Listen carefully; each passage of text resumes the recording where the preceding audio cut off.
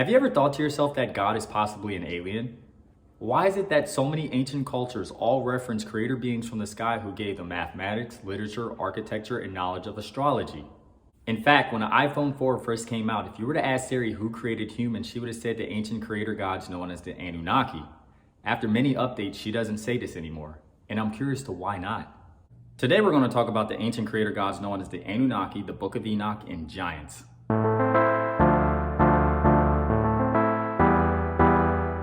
In 1842, British archaeologist Austin Henry Layard was exploring the ancient city of Nineveh, an ancient Assyrian city of Mesopotamia. His team unearthed an ancient library full of 1,000 tablets with cuneiform inscriptions. These tablets are the oldest known writings of human history, dating back to 3000 BC. The tablets describe how human DNA was genetically modified by creator gods known as the Anunnaki. They were from the planet Nibiru, which comes into Earth's orbit every 3,600 years. Nibiru's atmosphere began to deteriorate. In order to restore it, they needed gold. Gold has purifying properties known to resist cosmic radiation, hence why it's used on the satellites. The Anunnaki came to the Earth to mine gold. They settled in Mesopotamia, the city in Eridu, which is known as Eden, a beautiful city with a garden full of trees and animals. They brung a slave group of aliens with them known as the Igigi. The Igigi rebelled and were all wiped out, so they created another race that would be subservient to them. The Homo erectus already inhabited Earth. They combined the Homo erectus DNA with theirs and created Homo sapiens. The first man were known as Adamu.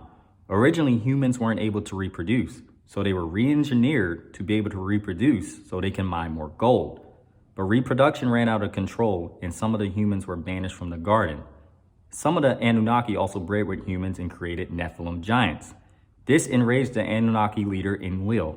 Around this time, Nibiru came back into Earth's orbit. The magnetic field became weaker, temperatures started to increase, and the ice cap started to melt, causing the Great Deluge. The Great Flood myth is seen in almost every culture and religion, from Greek, Irish, to Norse mythology. It's also found in the Bible as well as the Book of Enoch, which I'm going to slightly address because the Book of Enoch parallels the story of the Anunnaki. The Book of Enoch was discovered in 1947 when the Dead Sea Scrolls were accidentally found. They date back to 2,500 years ago. The scrolls describe the Book of Enoch, which is comprised of 5 books. The chapters describe the story of Enoch, the great-grandfather of Noah.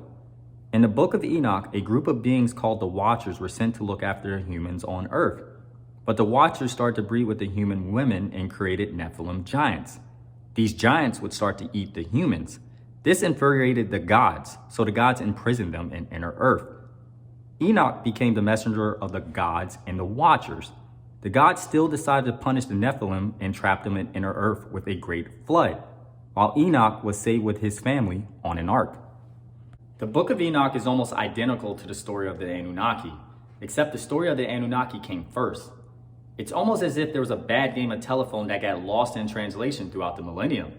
In the story of the Anunnaki, the leader Enlil was the god who became angry and seen the return of the planet Nibiru and the Great Flood as an opportunity to get rid of those he deemed unworthy.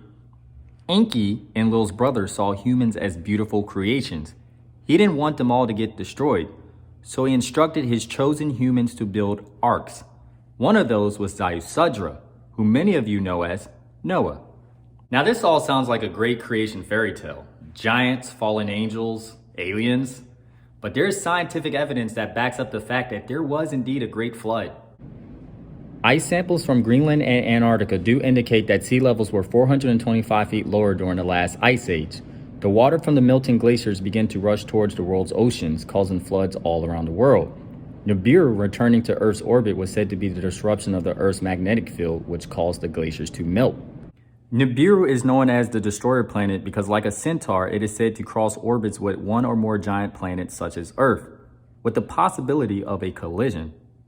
NASA has even stated that there is a possibility of a planet X. This planet could have the mass about 10 times of that of Earth and orbit the sun 20 times further than Neptune, meaning it could take between 10,000 to 20,000 Earth years to make one full orbit around the sun.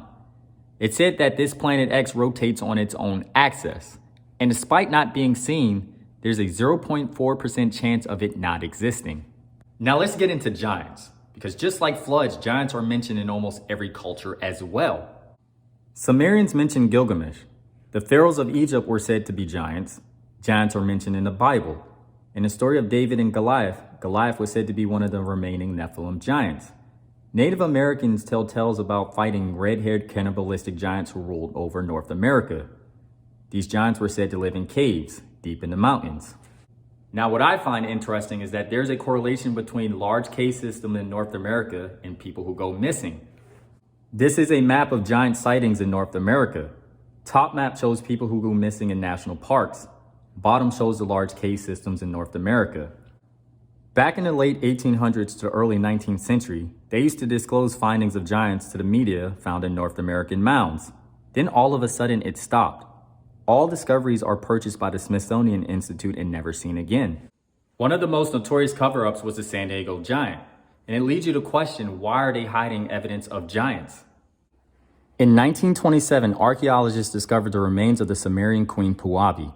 The skull of the queen was 3 times larger than that of any human being. No one has been able to run DNA tests on the Sumerian queen. This queen is said to be the remaining bloodline of the Anunnaki. After the Anunnaki left, they created royal bloodlines and established monarchies to continue to rule the people. And it's said that these bloodlines are still in rule to this day. They compensated the remaining humans with knowledge of mathematics, writing, and architecture. They also constructed ziggurats that were aligned with the constellations to help them for their return. Inside the ziggurat was said to be a stargate that helped them jump from the constellations. And there's a good conspiracy that the true reason the US invaded Iraq multiple times was to take control of the stargate that was housed in the ziggurat of Ur. But that's a video for another time. But before I go, I want to leave you all with some food for thought. And I don't care how religious you are, just put on your thinking caps for a second. If you were the first humans on Earth, and these beings came from outer space, their technology, their flying ships would appear as godlike or magic. It'd have been advanced for today's day and age. Back then, you would have considered them gods or angels.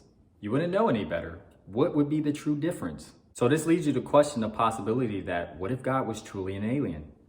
Until next time, people. Tap into the frequency line.